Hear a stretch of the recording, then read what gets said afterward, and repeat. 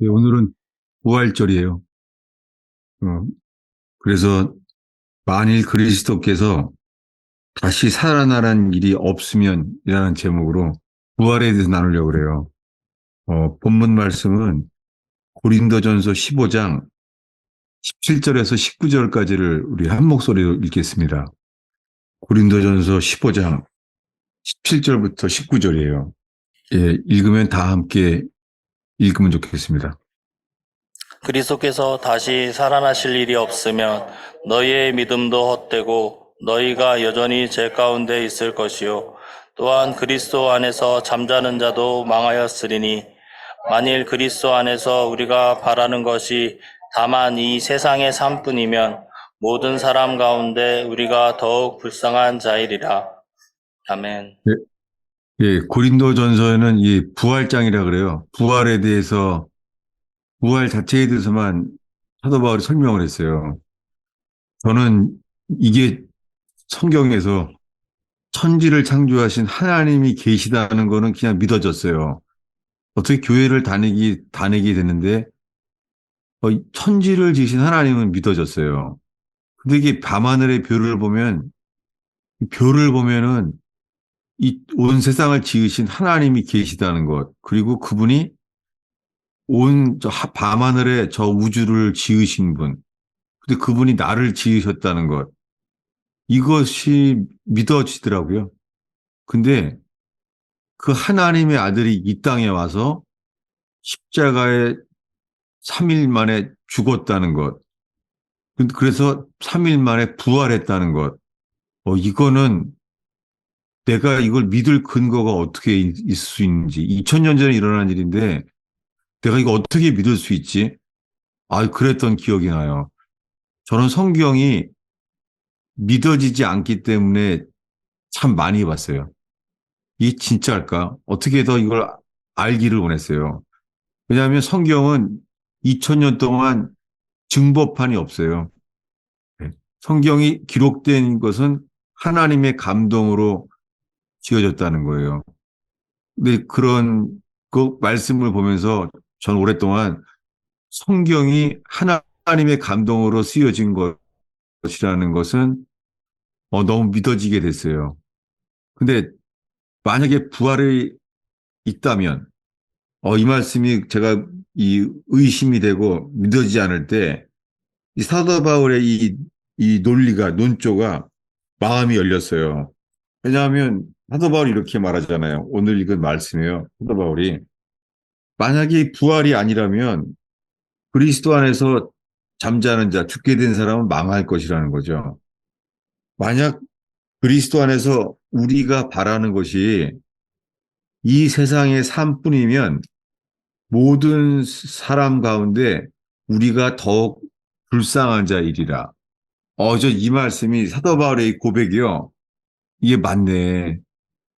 사도 바울은 가말리엘 문화로 이스라엘에서 그냥 인정받는 신앙인이었잖아요. 사도 바울이.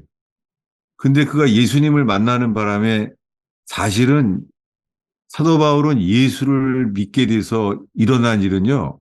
죽을 때까지 고난이었어요. 죽을 때까지. 그래서 로마에 압송돼서 예수님을 증거하러 가는 게 선교사로 간 게 아니라 죄수로 갔잖아요. 결국 로마에서 목 잘라 죽게 되죠. 예수를 믿었을 때부터 사도 바울의 삶은 고난밖에 없어요. 교회에서도 다 인정받지는 않았었죠. 그래서 만일 부활이 없다면 사도 바울이 겪은 고난과 함께 그거는 세상에서 정말 가장 불쌍한 자이죠. 이게 저는 마음에 그때 열리더라고요. 이 부활이 아니라면 우리가 더욱 불쌍한 자이라. 사도 바울은 현재 자기의 삶을 이렇게 말해요. 성경을 찾아보겠습니다. 고린도 전서 4장 9절부터 볼까요? 일단 고린도서 안에 있는 건데요. 4장. 내가 생각하건대 하나님이 사도인 우리를 죽이기로 작정된 자 같이 끄트머리에 두셨으며 우리는 세계 곧 천사와 사람에게 구경거리가 되었노라. 아멘. 네. 사도 바울은 예수를 믿게 되세요. 이스라엘에서 그 유대인들의 공동체 안에서는 늘 사도 바울은 죽이려고 했었어요. 예수님을 십자가에 죽인 것처럼 사도 바울은 이렇게 살았어요. 내가 생각하건대 하나님이 사도인 우리를 죽이기로 작정된 자 같이 끄트머리에 두셨으니 우리들은 천사와 사람에게 구경거리가 됐다는 거예요. 11절에서 13절까지 다시 한 번 더 읽어주시겠어요? 바로 이 시각까지 우리가 줄이고 목마르며 헐벗고 매맞으며 정처가 없고 또 수고하여 친히 손으로 일을 하며 모욕을 당한즉 축복하고 박해를 받은즉 참고 비방을 받은즉 권면하니 우리가 지금까지 세상의 더러운 것과 만물의 찌꺼기 같이 되었도다. 왜? 예수 믿고 이렇게 됐어요, 사도 바울은요. 바로 이 시각까지, 이거 로마에서 지금 편지하고 있거든요, 고린도 교회에. 사도 바울이 바로 이 시각까지, 지금 이 고린도 전서를 편지하고 있는 시각까지 우리가 줄이고, 목마르며, 배고팠고 목말랐어요. 헐벗고, 그리고 매맞았어요. 사도 바울이 간증을 안 해서 그렇지, 사도 바울은 많이 맞았어요. 그런 내용들을 감춘 거예요, 사도 바울이. 그는 나중에 이렇게 말하잖아요. 내 몸에는 예수님의 흔적이 있다는 거예요. 왜냐하면 사도 바울은 예수 믿는다는 것 때문에 많이 맞아서 몸에 상처가 아주 많았어요. 그래서 그는 예수님을 따랐기 때문에 만물의 찌꺼기 같이 되었도다. 이렇게 편지했어요.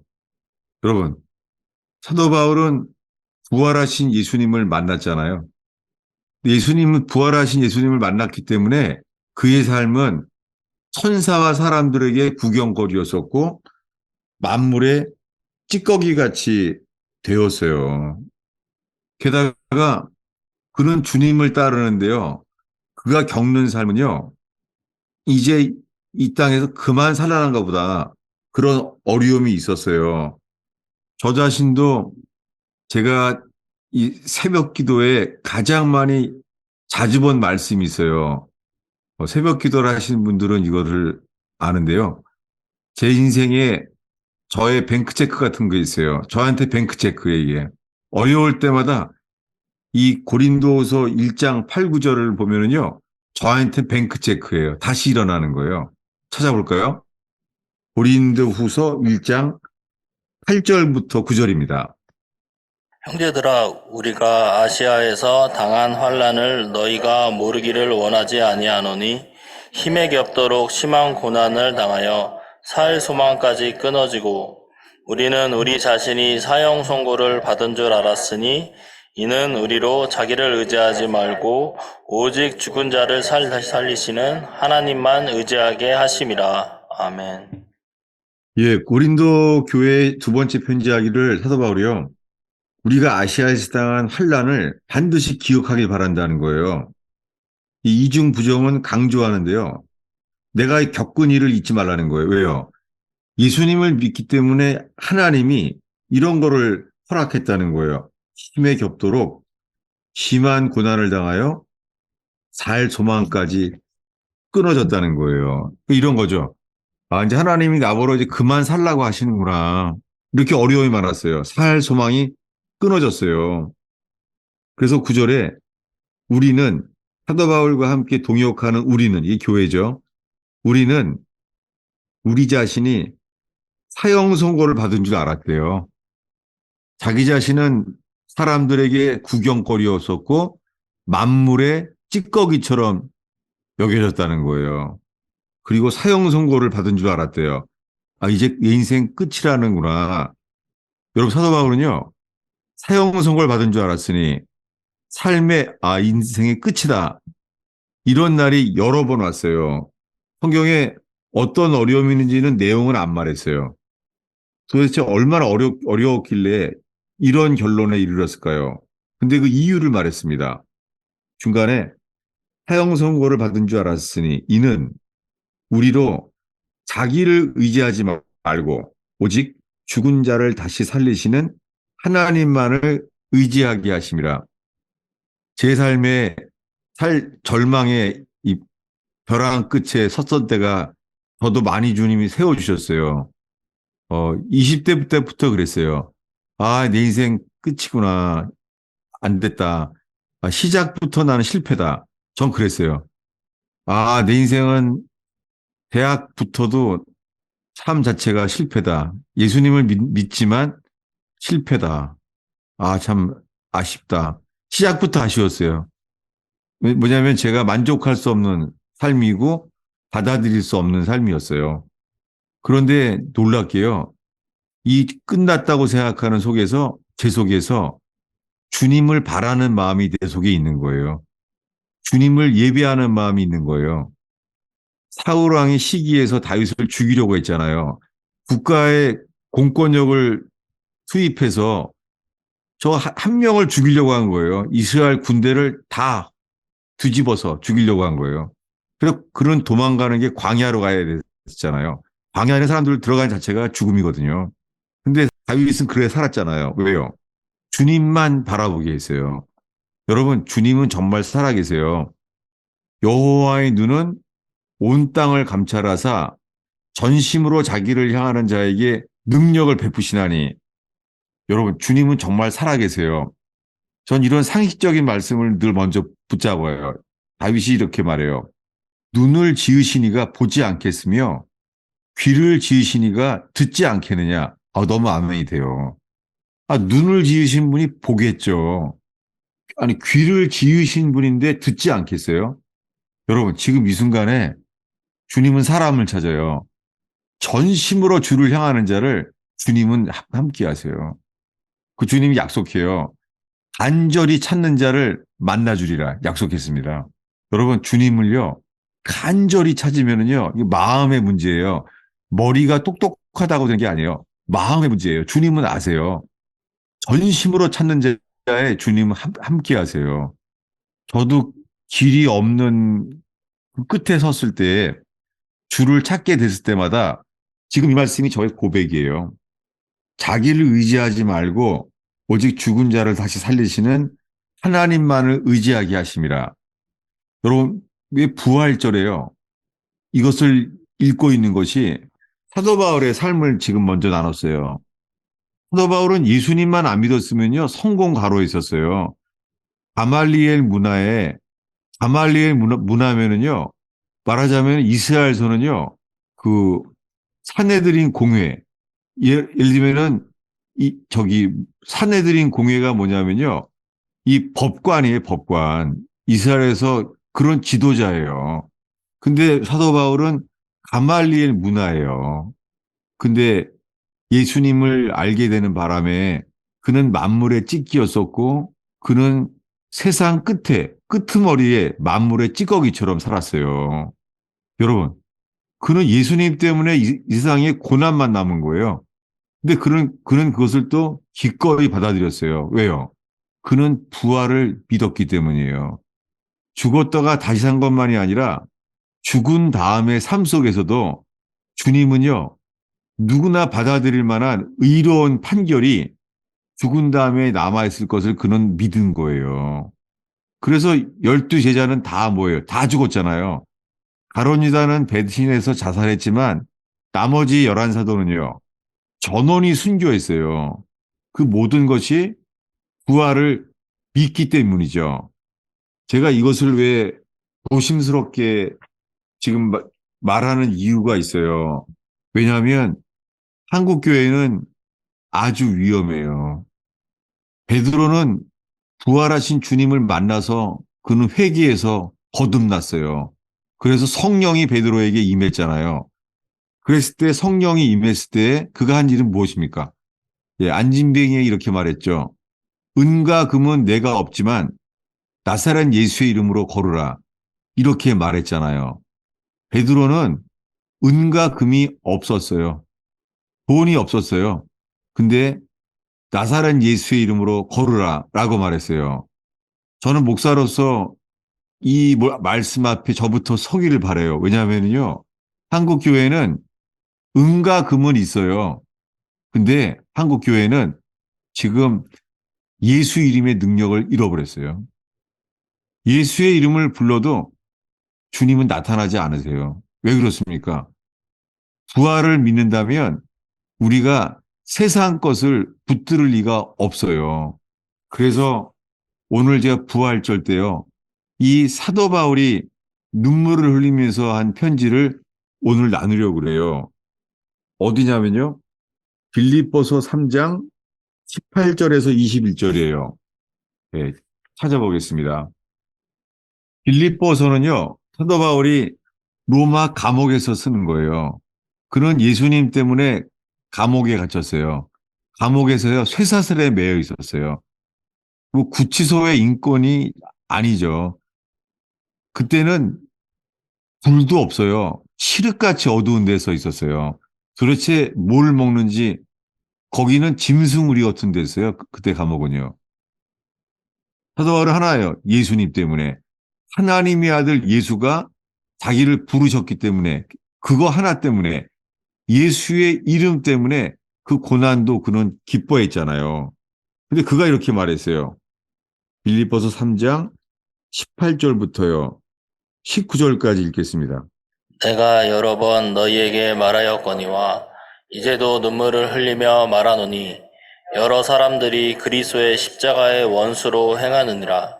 그들의 마침은 멸망이요 그들의 신은 배요 그 영광은 그들의 부끄러움에 있고 땅의 일을 생각하는 자라.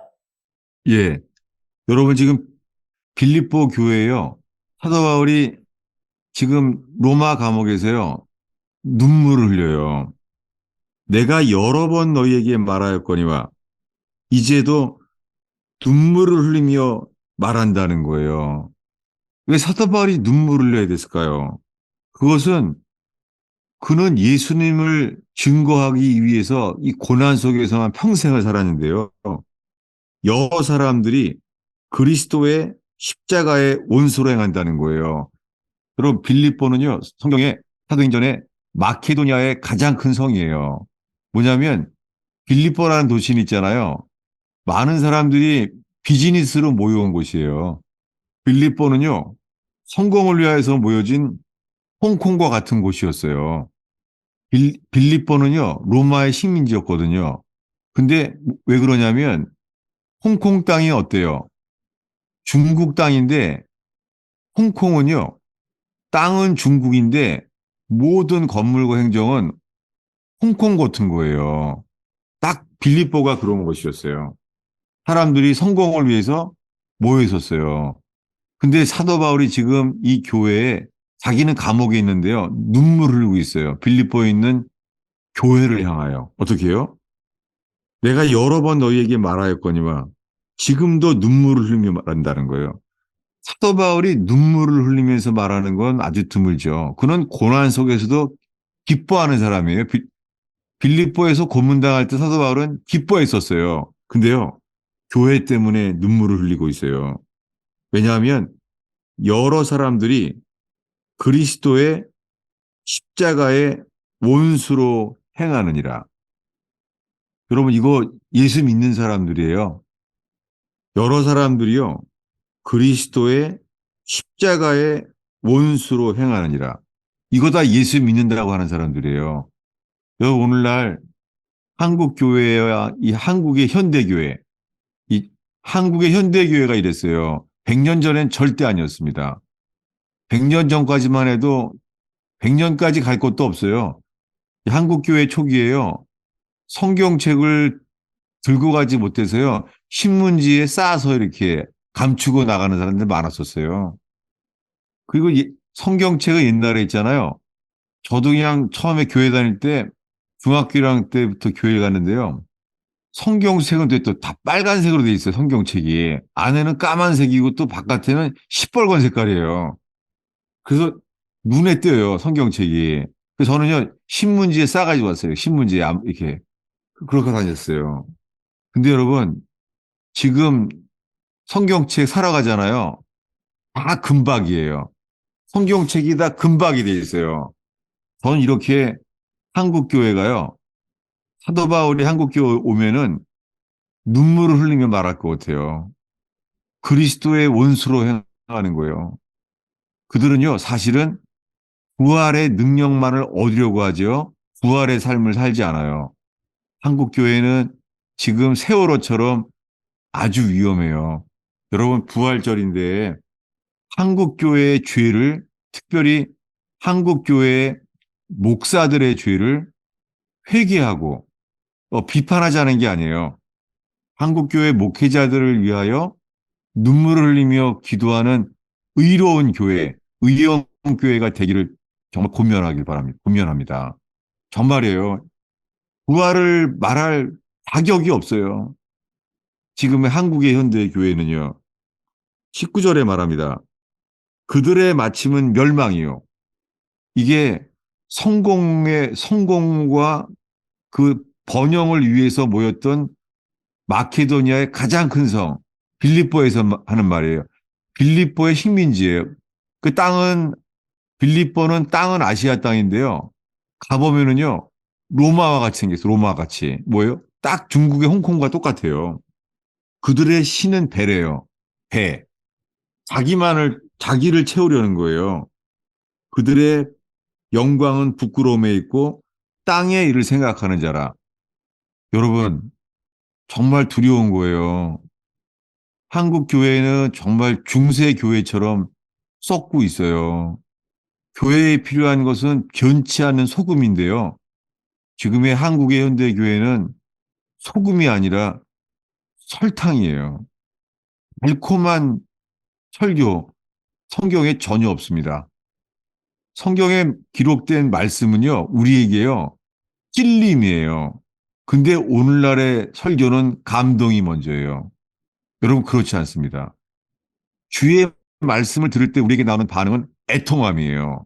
근데 지금은요, 어떻게 하면 사람을 위로하고 기쁘게 하려고 그래요. 주일학교 어린이부터 이렇게 가르치죠. 사도 바울이 자기 제자 디모데에게 하신 말씀이요. 모든 성경은 하나님의 감동으로 쓰여진 것으로서 그 다음이 뭐예요? 첫 번째가 의와 책망과 바르게 함이에요. 이 바르게 함이란 단어가요. 이 교도소의 교정이란 단어예요. 어떻게 딱 그 단어예요. 교정. 그 뭐예요? 죄수들에게 대한 말씀이에요. 성경은 전체가요. 의와 그다음 뭐요? 책망과 교정, 코렉션, 바르게 함이에요. 근데 여러분, 한국 교회는 목사들을 이렇게 가르쳐요. 모든 성경은 하나님의 감동으로 된 것으로 첫 번째가 의가 아니라 뭐예요? 사랑과 위로와 격려를 가리켜요. 여러분, 그래서 교회는 사람들을 위로하려고 해요. 여러분, 이게 성경의 정도가 아니에요. 성경의 순서가 아니에요. 여러분, 주님의 진리의 빛이 우리에게 비춰지면은요, 우리 고개도 못 들어요. 우리가 하나님의 의의 말씀을 알게 되면은요, 우리는 죽을 죄인이라는 걸 알게 돼요. 그때 오는 건 찔림이에요. 그래서 성령께서 우리에게 주시는 말씀은요, 의와 책망과 바르게 함이에요. 아멘들을 아무도 안 하고 아무도 기뻐하지 않네요. 여러분, 어쩌면 현재 교회는요, 정말 영적인 당뇨병이 된 것 같아요. 면역력이 없는 거예요, 마귀에 대해서요. 여러분, 부활절날 여러분 그렇게 만들어서 미안해요. 근데 이걸 안 말할 수가 없어요. 한국 교회는 목사로부터 땅의 일을 생각해요. 감사하게 저는 3년 전에 뇌출혈로 쓰러졌고 주님이 회개만을 구하게 돼서 만나주셨잖아요. 잊을 수가 없어요. 사람들의 영광을 구했던 것은요, 주님 보시기에는 아무것도 아닌 거예요. 저는 주님이 다시 살 수 있는 기회를 주셔서 목회를 다시 하고 있는 거예요. 지금까지 제가 했던 설교들을 돌이키느라고 저는 제가 목회 처음부터 했던 설교를 다 모아놨어요. 그거 뇌출할 때 다 버렸어요. 그 나중에 책 쓰려고 다 뒀는데요. 처음에는 카세트 때였었어요. 카세트 때. 그 다음에는 CD 플레이 때 시대였잖아요. 카세트 설교도 모아놨고 CD도 다 모아놨었어요. 나중에 책 쓰려고. 근데 뇌출할 때 다 버렸어요. 주님께 너무너무 부끄러운 거예요.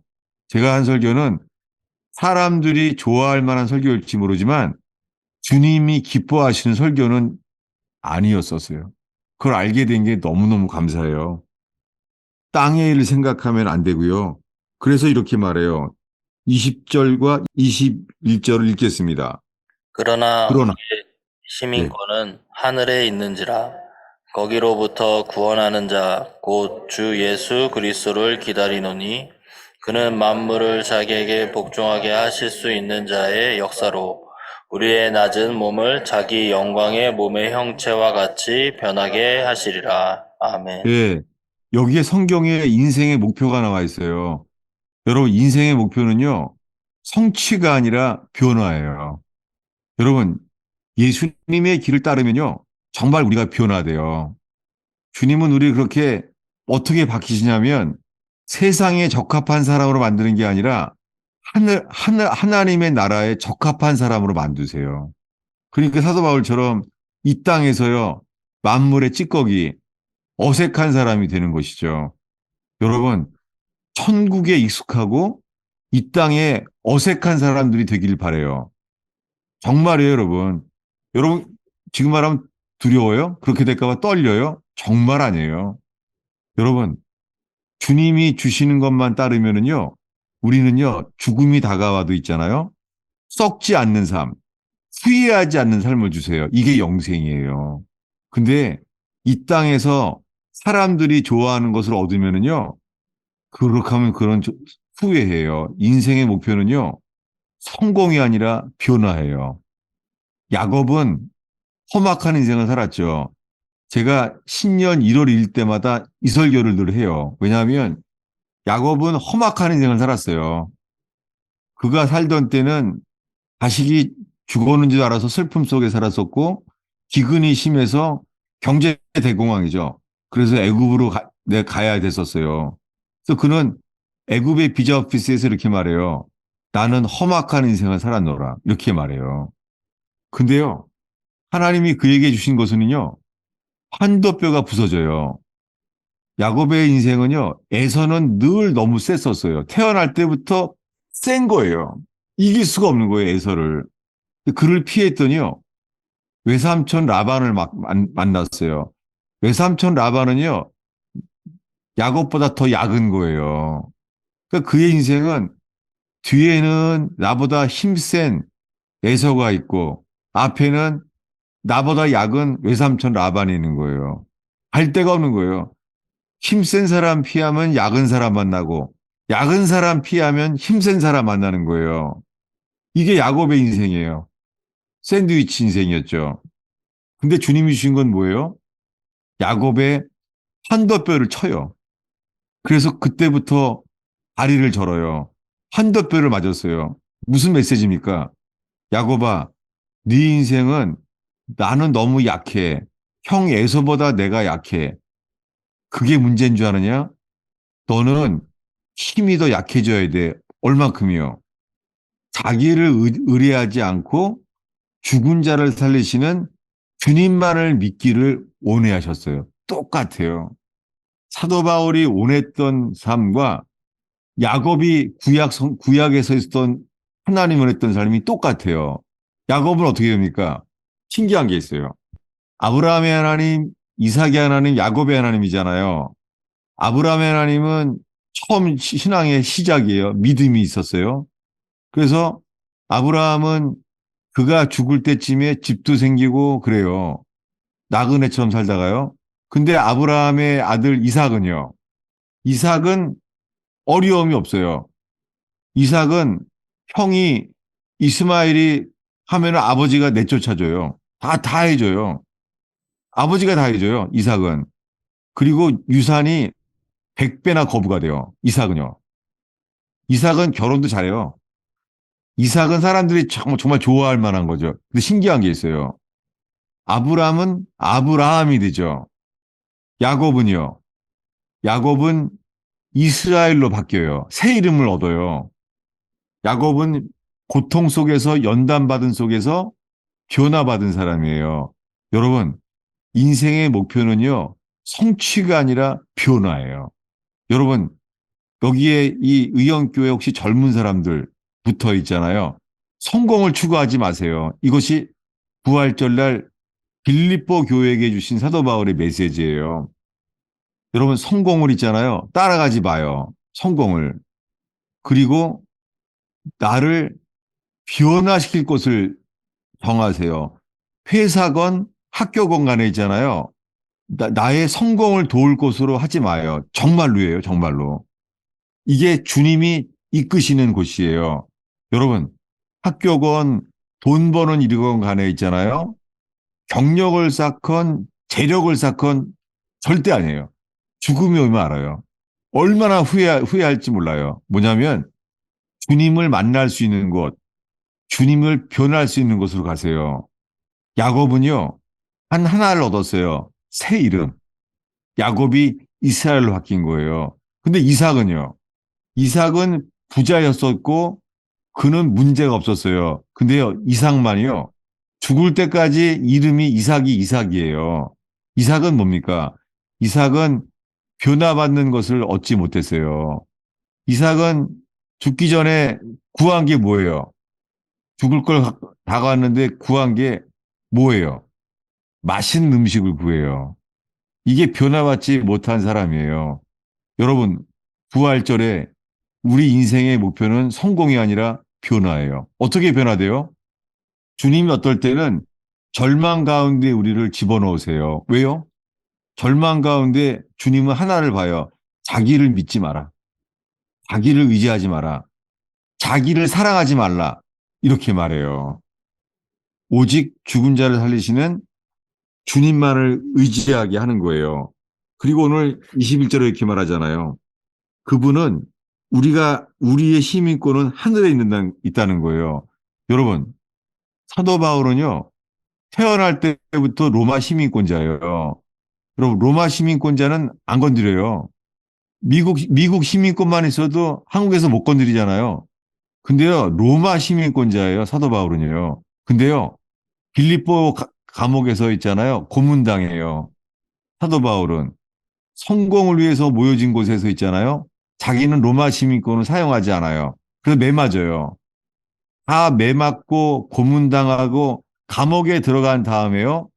주님이 그에게 준 사명대로 그 빌립보 간수를 전도해요. 그 다음에서 말해요. 전도한 다음에서 이렇게 말해요.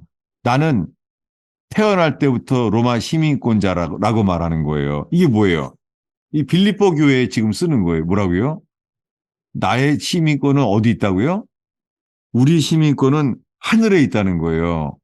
여러분, 이 세상에서 불편한 인생이 되기를 바랍니다. 단 하나예요. 예수를 위해서. 그런 사람은요, 세상에 경제공황이 오거나 전쟁이 오거나 어떤 어려움이 와도 있잖아요. 주님이 반드시 우리와 함께 하세요. 이게 뭐예요? 이게 부활의 삶이에요. 오늘의 마지막 구절인데요. 같은 이 빌립보서 이렇게 말해요. 빌립보서 3장 10절부터 12절까지 읽겠습니다. 이 오늘의 마지막 구절입니다. 내가 그리스도와 그 부활의 권능과 그 고난에 참여함을 알고자 하여 그의 죽으심을 본받아 어떻게 해서든지 죽은 자 가운데서 부활에 이르려 하노니. 아멘. 예, 사도 바울은요, 죽으심을 본받으려고 그랬어요. 어떻게 해요? 죽고자 하려고 한 거예요.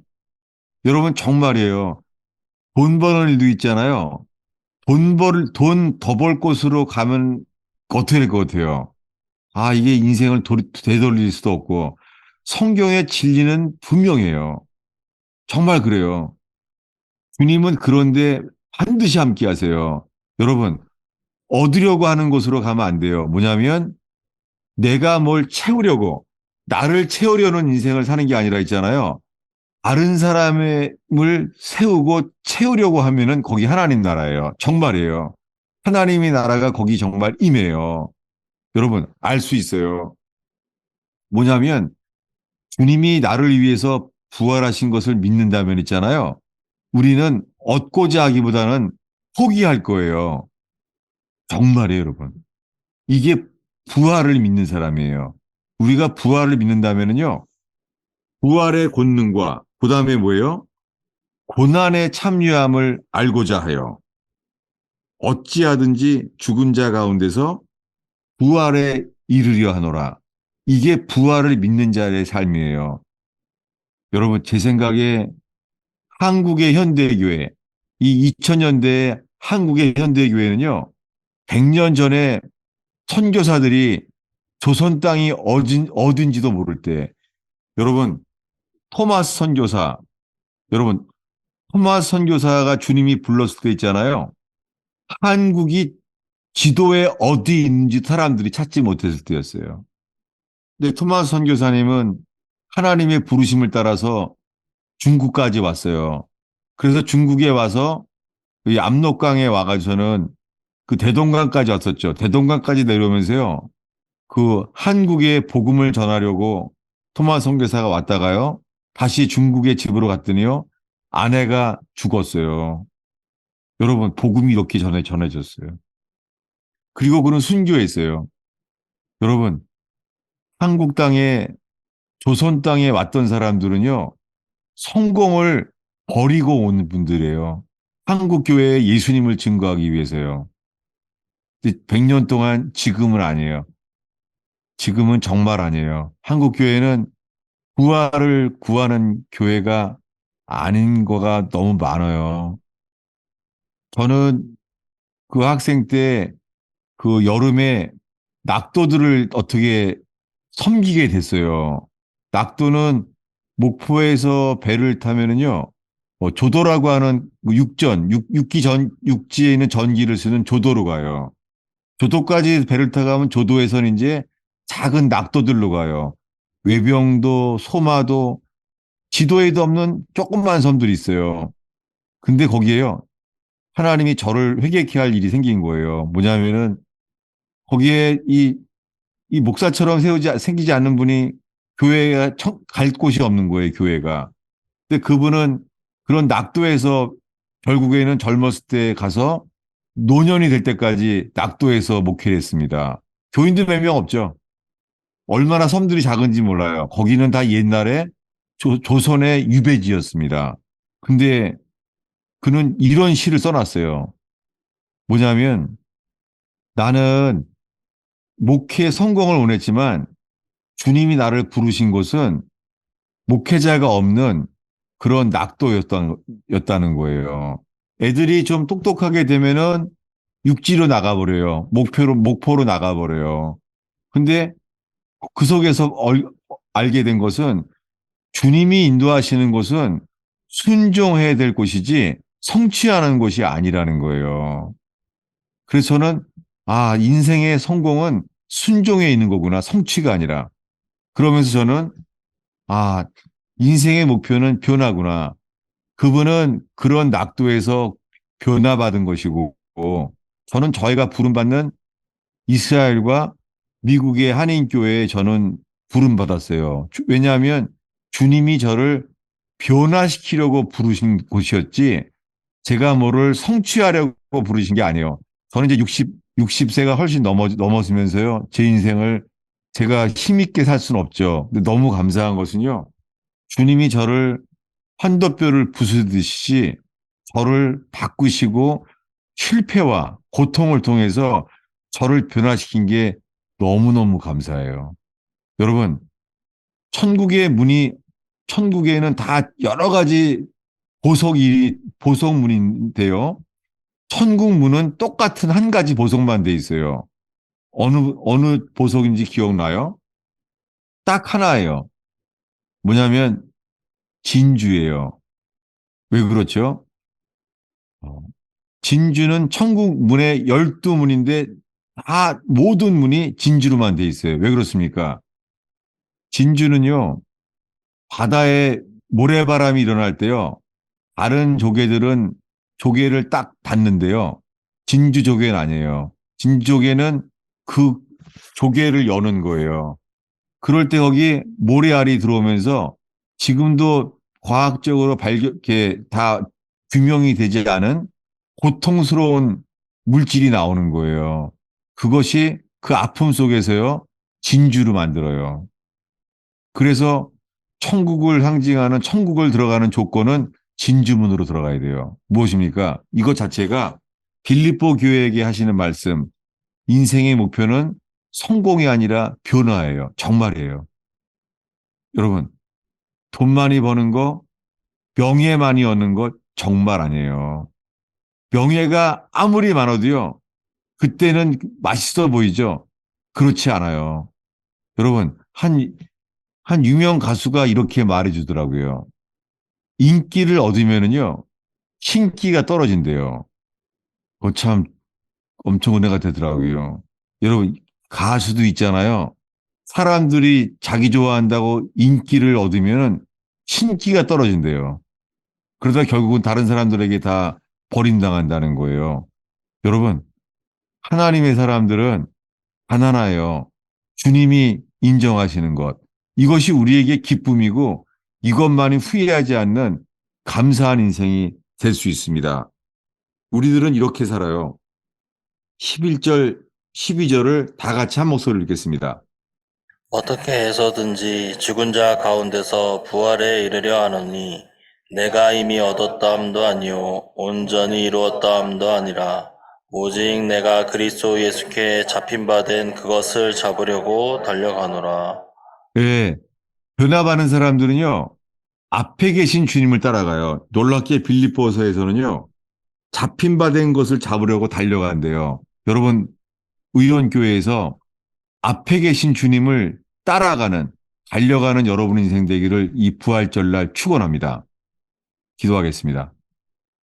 하나님 아버지, 100년 전에 저희 나라에 선교사들이 오셨을 때는 그들은 순교를 각오하고 왔던 것을 기억합니다.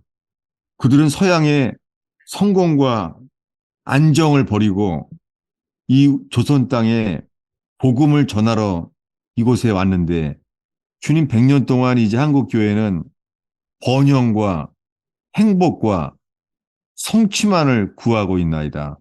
오 주님, 이 한국의 현대 교회를 사도 바울이 눈물을 흘리며 많은 교인들이 많은 목사들이 그리스도의 원수로 살고 있다고 고백할 수밖에 없습니다.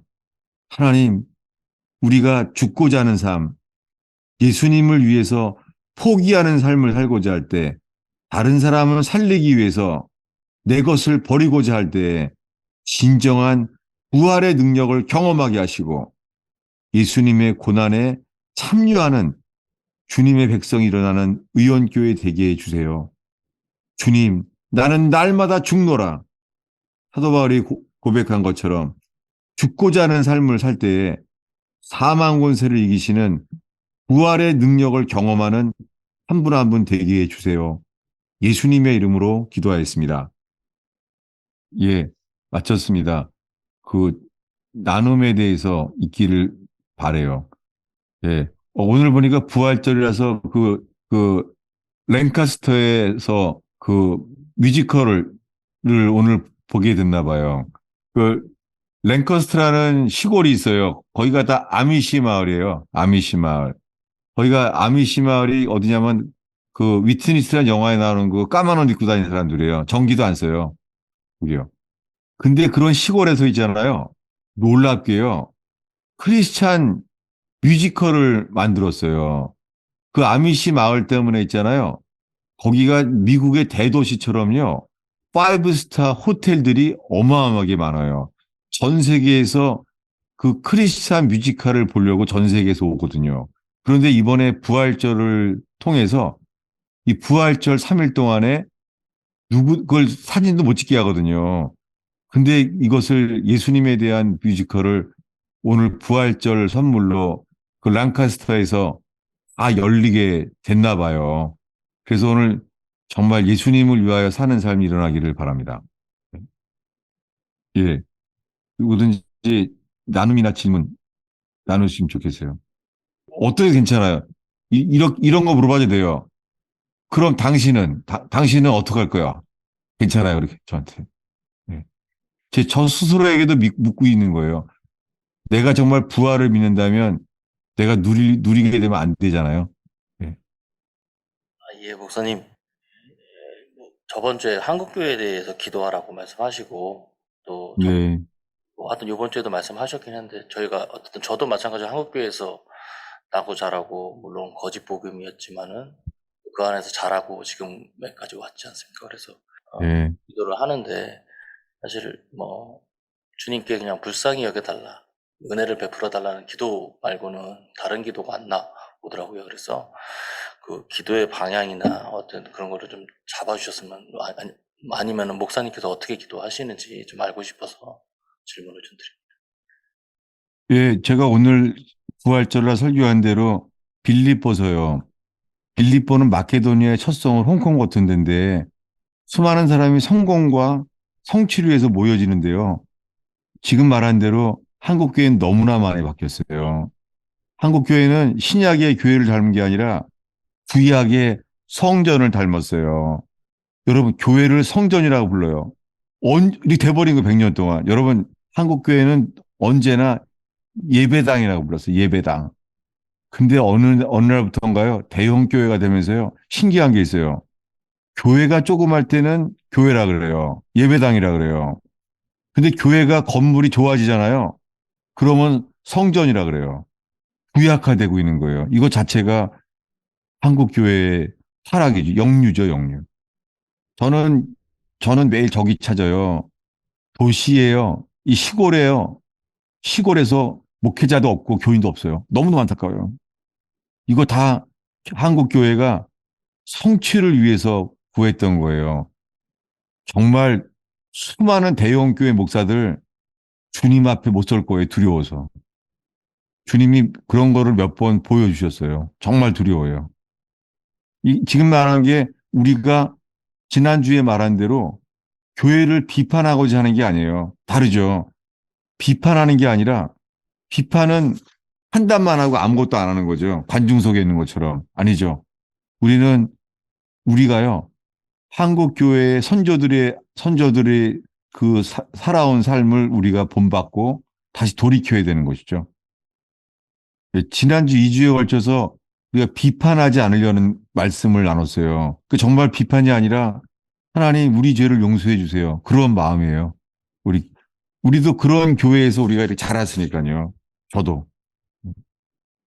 예, 누구든지 나눠주시고 질문해 주시면 좋겠습니다.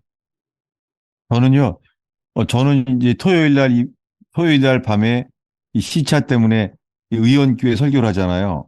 근데 제가 이 토요일 날 12시에는요, 제가 버지니아에서 그 워싱턴 DC와 버지니아에서 할머님들이 모여서 교회를 하는 설교를 해요. 근데 그때는 그분들은 다 나이가 많으세요, 거의가. 근데 그분들은 대형 교회에서 많이 자랐고, 교회 뭐 전도 폭발, 그런 여러 가지를 경험했던 사람이고, 다 이 온누리 교회 그런 문화 속에 사는 분들이에요. 근데 노년이 되면서 아신 거예요. 뭐냐면, 이렇게 열심히 교회 프로그램을 다 했는데, 우리들의 교회가 이 땅에서 초대교회를 누릴 수가 있을까? 불가능한 거죠. 지금은 구약이 되고 있어요, 교회가. 그래서 월십만 해서 월십만.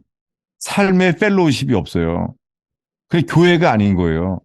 여러분, 평생을 살았는데 교회가 그렇게 돼버린 거예요. 지금요. 모든 게 시작이요. 내게 맡겨진 적은 일부터 충성된 일을 해야 돼요. 그렇게 돌이켜지는 의형교회가 되기를 바래요. 초대교회가 회복되기를 정말 제 기도 제목입니다.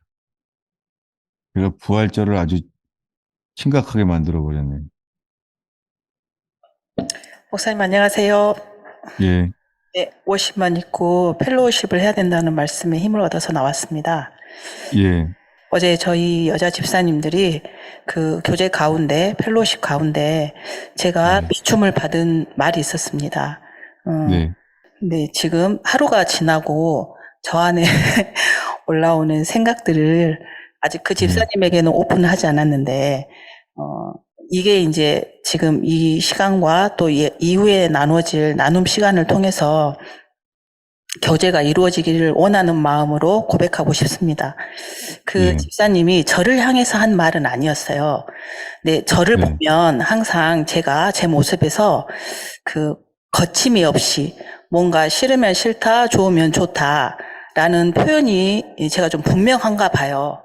저는 그걸 제가 잘 모르죠. 그렇게 하고 있는지를. 그런데 그런 모습을 볼 때, 어제 처음으로 저한테 직설적으로 그런 모습이 꼴배기가 싫다고 말을 해주더라고요. 꼴배기가 싫다고. 예. 그래서 저는 처음에 그거를 내가 꼴배기가 싫다고 이제 이렇게 알아듣기도 하였고, 처음에는 제가 했던 반응은 나는 돌려서 말해주지 않고 그렇게 직설적으로 표현해줘서 고맙다. 오히려 그렇게 말을 해주니까 내가 알아듣겠다. 그런데 그러니까 밤이 이제 하룻밤이 지나갔잖아요.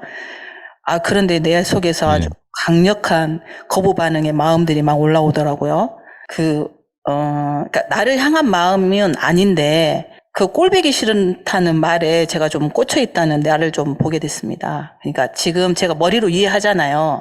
나를 꼴보기 싫다는 말이 아니라 그런 나한테서 나오는 그 모습이 본인한테 없는 모습, 그러니까 부러워하는 모습이 자기는 안 되는데 그런 모습을 하고 있는 자한테 나오는 말이고 부연 설명까지도 다 했는데 제가 하는 반응은 좀 다른 사람들이 있을 때는 그걸 좀 받을 수 있게 분위기를 좋게 하는 것도 저한테 또 의가 나타났어요. 거기서 화를 낼 수가 없으니까. 거기 자리에 전도사님 계셨거든요. 근데 전도사님 앞에서 제가 화를 낼 수는 없더라고요. 다른 교인들 앞에서도. 그런데 화는 저 혼자 있을 때 나는 거예요.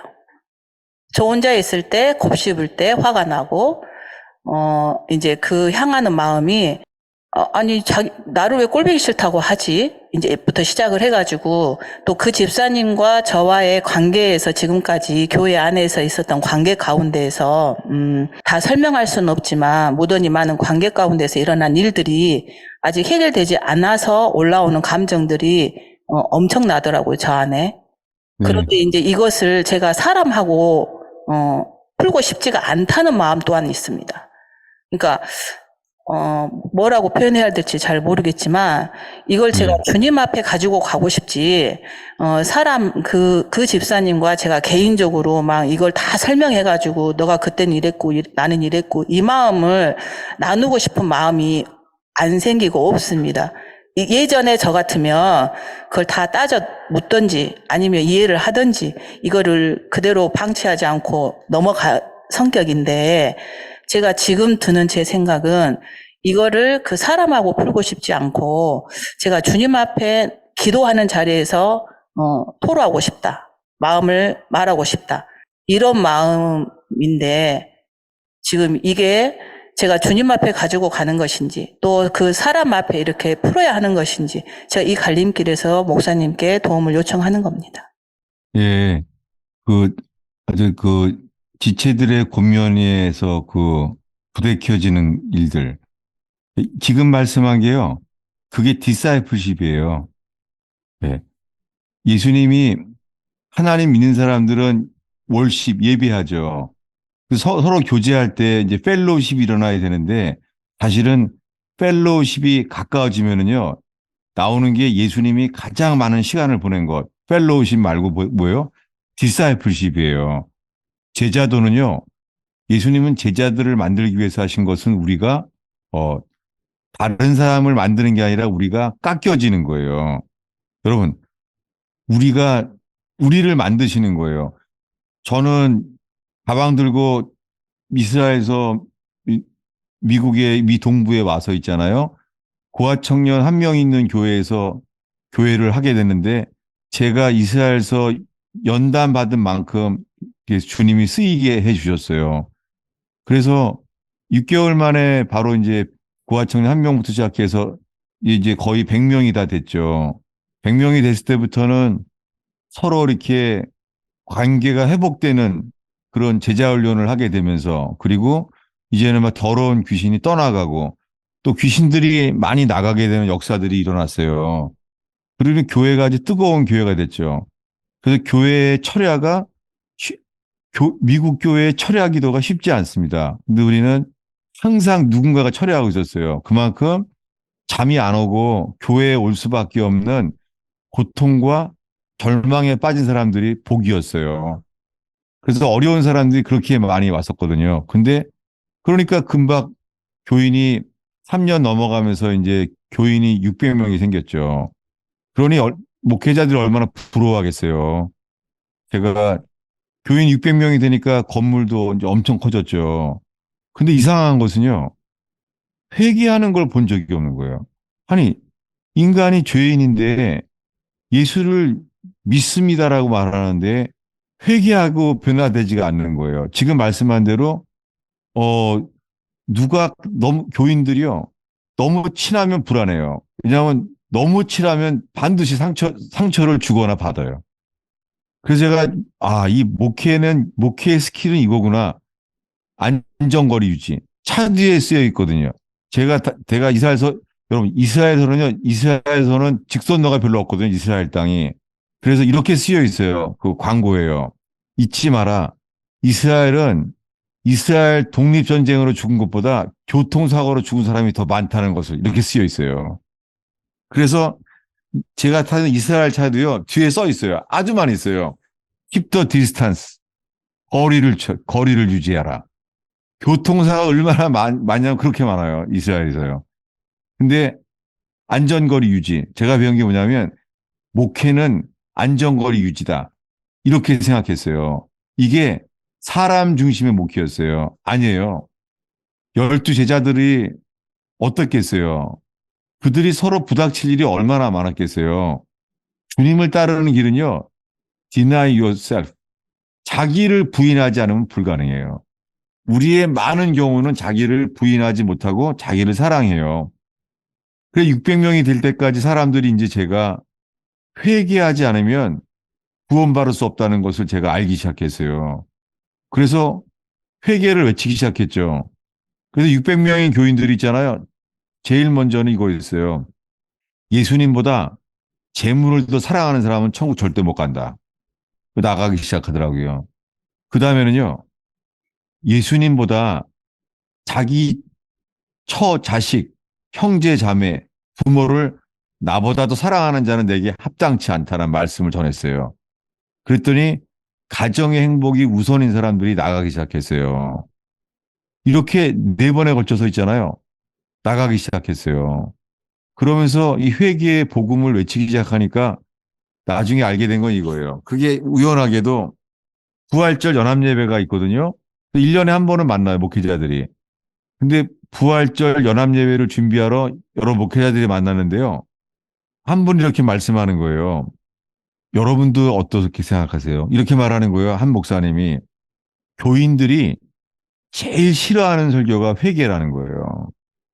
교인들이 제일 싫어한대요. 회개에 대한 설교를. 그럼 사람 말씀이 다른 분들이 있잖아. 만장일치인 거예요. 그때 정말 엄청 놀랐어요. 왜냐하면 사람들이 제일 싫어하는 설교가 우리 교회만이 아니라 모든 교회가 그렇다는 거예요. 그럼 무슨 뜻이에요? 회개한 적이 없는 거예요. 여러분, 회개하면 주님이 우리를 바꾸세요. 근데 뭐냐면, 그러니까 뉴저지 땅이 좁은데 전에 우리 교인이었던 사람이 600명이 나가버렸으니 그때는 이제 120명 정도 남았을 때까지였죠. 그러니까 저에 대한 나가시는 분들이 저에 대한 그 비방이 얼마나 많겠어요. 그때 제 심정이요. 그런 말 들으면은 처음에 반발이 어때요? 저도 모르게? 그럼 너희들은 뭐 어떤데? 그들의 단점이 막 보이죠. 그러니까 그분들이 나를 비방하면 할수록 사실 저도 그것을 판단하겠던 거였어요. 근데 아니에요. 뭐냐면은 주님이 먼저 감사하게 주님을 먼저 바라보니까요. 주님이 보여주신 건 이거예요. 그 사람들 눈에 보이는 게 맞아. 정말 그들의 저에 대한 그 말들이요. 받아지는 거. 최근에도 또 저에 대한 욕을 듣고 사람들이 많이 떠났어요. 근데 바뀐 게 있어요. 저에게 상처를 주는 말을 하는 데도 있잖아요. 제가 3주 전에 설교했던 거예요. 찾아보겠습니다. 시편 141편이에요. 이 말씀이 유익해 됐으면 좋겠어요. 시편 141편. 141편 5절입니다. 6절 두 개를 읽겠습니다. 의인이 나를 칠지라도 은혜로 여기며 책망할지라도 머리에 기름같이 여겨서 내 머리가 이를 거절하지 아니할지라. 그들의 재난 중에도 내가 항상 기도하리로다.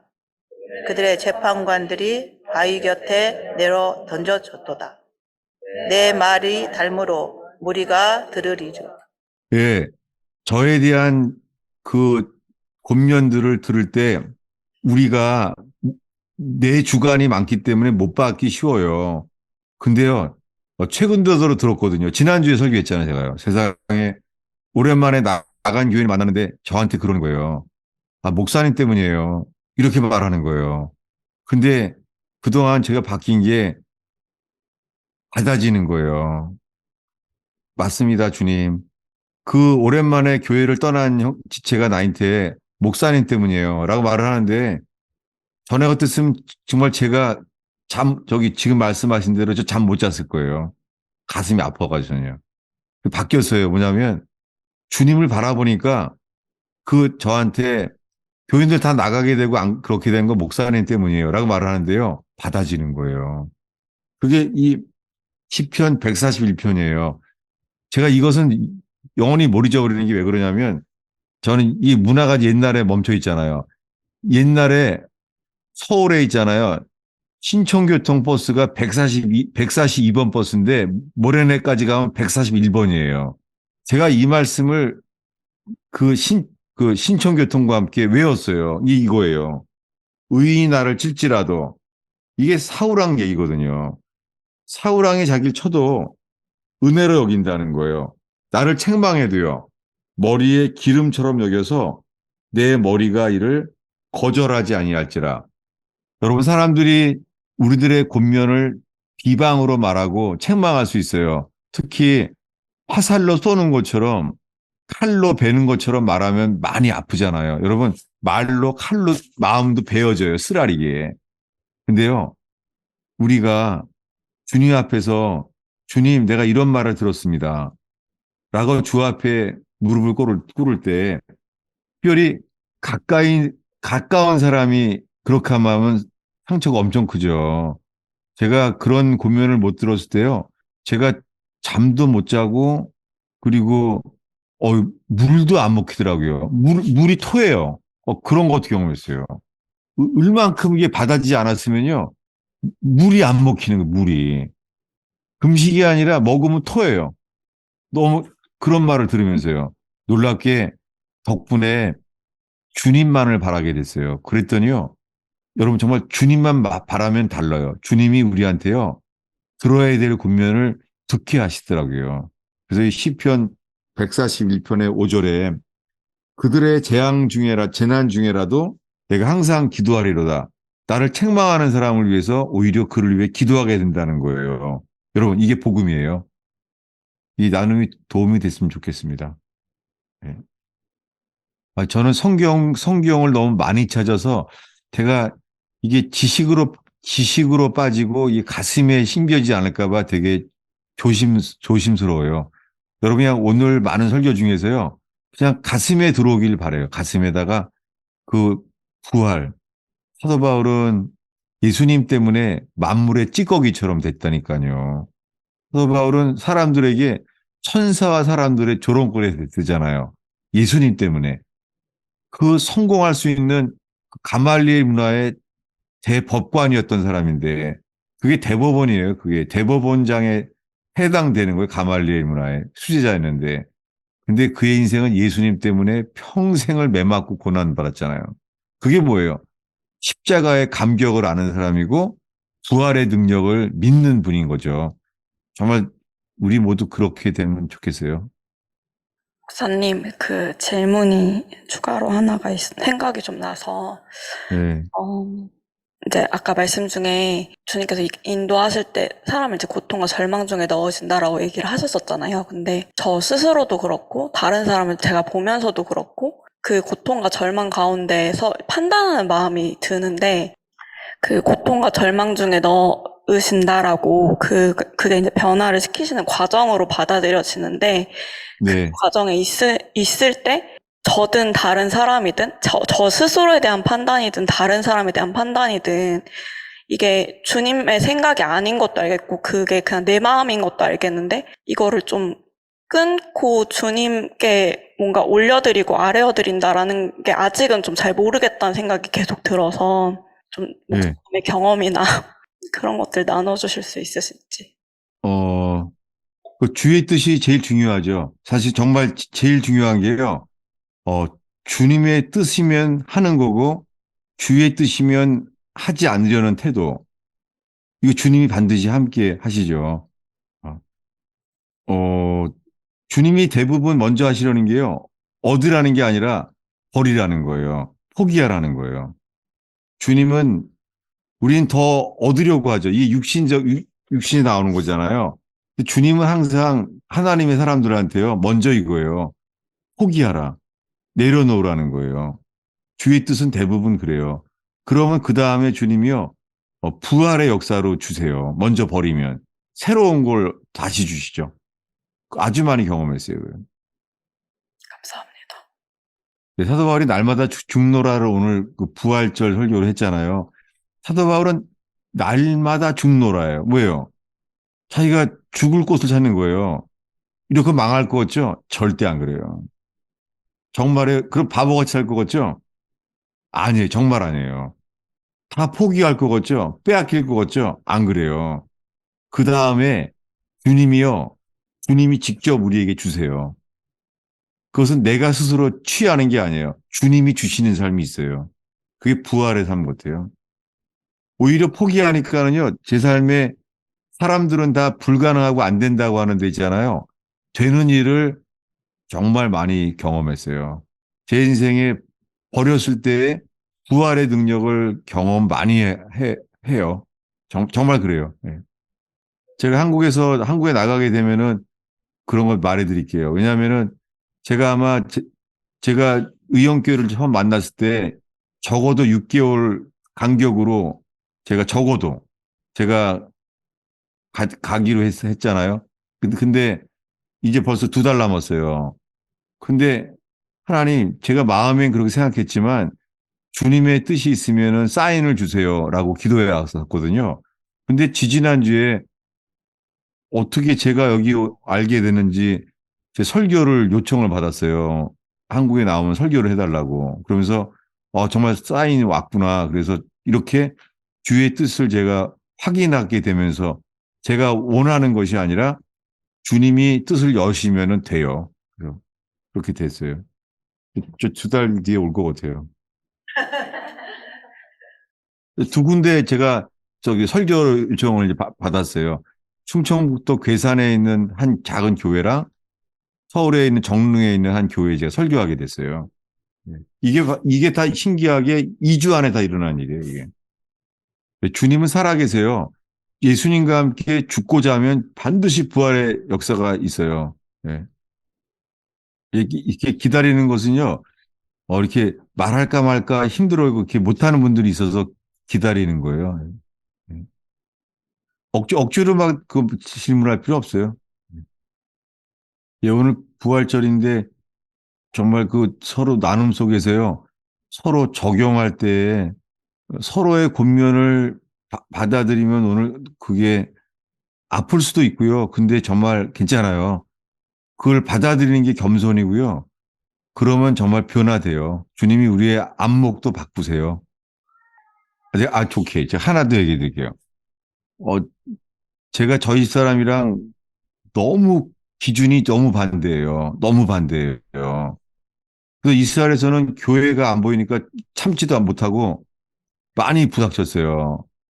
이게 너무 다른 거예요. 너무 사람하고 저하고요. 그래서 정말 너무 힘들었어요. 근데 이스라엘에서 살다 보니까 히브리어를 이제 알게 되다 보니까 히브리어로 주님이 왜 돕는 배필을 참 이런 돕는 배필이 아니라 나를 방해하려고 태어난 사람처럼 서로 만났는데요. 그 히브리어로 있잖아요. 돕는 배필이 있잖아요. 어게인스트예요. 어게인스트. 얼마나 놀랄지 몰라요. 돕는 배필이 뭐라고요? 어게인스트예요. 나를 반대하려는 배필이라는 게 뜻이에요. 히브리어로. 너무 신기하죠. 여러분, 남자 여자가 반대인 것처럼요. 연애 당시에는 좋아될지 모르지만 아마 서로를 위해서는요. 제가 옛날에 그래서 그런 노래 많이 불렀어요. 그 찬송이 있잖아요. 왜? 당신은 사랑받기 위해 태어난 사람. 근데요, 살아보니까요, 노래가 바뀌더라고요, 이렇게요. 당신은 연단받기 위해 태어난 사람. 이렇게 부르더라고요.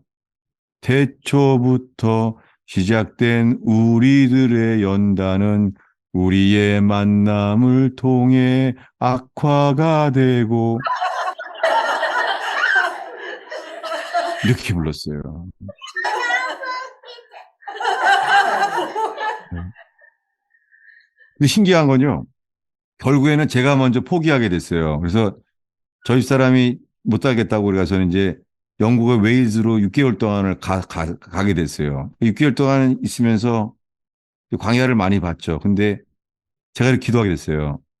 하나님, 제가 목회를 그만하겠습니다. 포기하겠습니다. 내가 그게 회개랑 포기라고 생각을 했어요. 포기했는데 세상에 제가 전화를 했더니요. 항상 이러는 거예요. 집사람이 그러는 거예요. 웨이즈에서. 뭐냐면 내가 오늘 이상한 기도를 했는데 이거, 이거 말할까 말까 그러더라고요. 그래서 빨리 말해. 그랬더니 이렇게 말하는 거예요. 저는 그때 제가 제일 좋아하는 거를 포기했거든요. 목회. 개척하는 거. 이게 제가 부흥 집회를 많이 다녔거든요. 정말 많이 다녔어요. 그거 너무 좋아했어요. 세계를 돌아다니는 거. 근데 있잖아요. 이거는 하나님이 주신 게 아니라 그냥 천연적인 기질이었어요, 제가요. 이게 참 도움이 한 번은 저희 아직 그 유저지 영험한 그 한의사가 있어요. 정말 이 진맥도 잘 보고 대단해요. 근데 그분 있잖아요. 진맥을 딱 대드리는 거 있죠. 아, 이런 거 저기 목사님 시험이 될지 모르는데 이거 얘기를 해야 되나 그래서 괜찮다 얘기하라 그랬어요. 그때 그러는 거 있죠. 아, 목사님 내가 진맥을 봤더니 맥이 목사의 맥이 아니, 진맥이 목사의 맥이 아니에요. 비슷한 직종이 조폭들입니다. 그러는 거지, 나보러. 아, 그럼 사람 말 있잖아요. 아, 이렇게 말을 하는 거예요. 근데 교인들한테 말하는 거예요. 그 교인들한테 그 진맥을 하더니 이렇게 말하는 거예요. 여기 교회에는 특징이 있대요. 이 가스펠 펠로시 교회는. 사는 말이 이렇게 말하는 거예요. 저기 목사님을 붙잡아 들려고 하지 마요. 목사님은 그 붙잡아 들려 그러면은 사람들 스트레스 받아요. 바깥에 돌아다녀야지 힘을 얻어서 돌아와서 변화받지 묶여두지 말라는 거예요. 진맥을 본 게 나오나 봐요. 그러니까 이거 자연적인 거였죠. 그 자연적인 것으로는 와이프랑의 해결이 안 돼요. 진맥을 해도.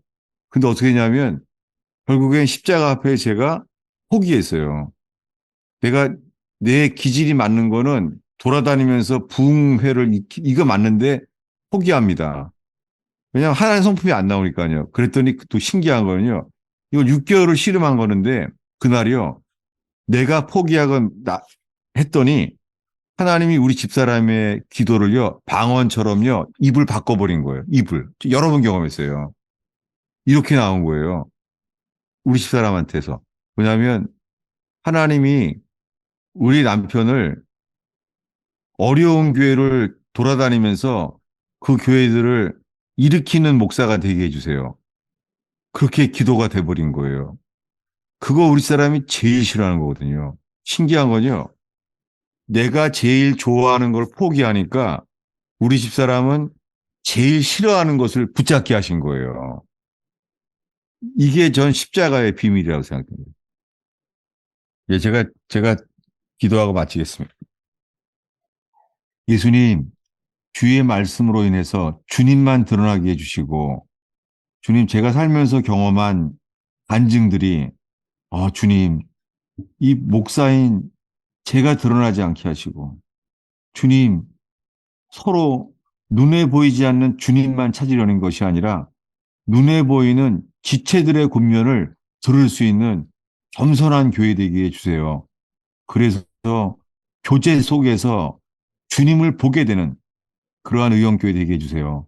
하나님, 용서할 수 없는 사람을 용서하게 하시고 용납할 수 없는 사람을 용납하게 하시고 예수님이 죄인인 우리를 품에 안으시고 용납하시는 것처럼 그런 용납과 용서가 가득한 의원교회 되게 해주세요.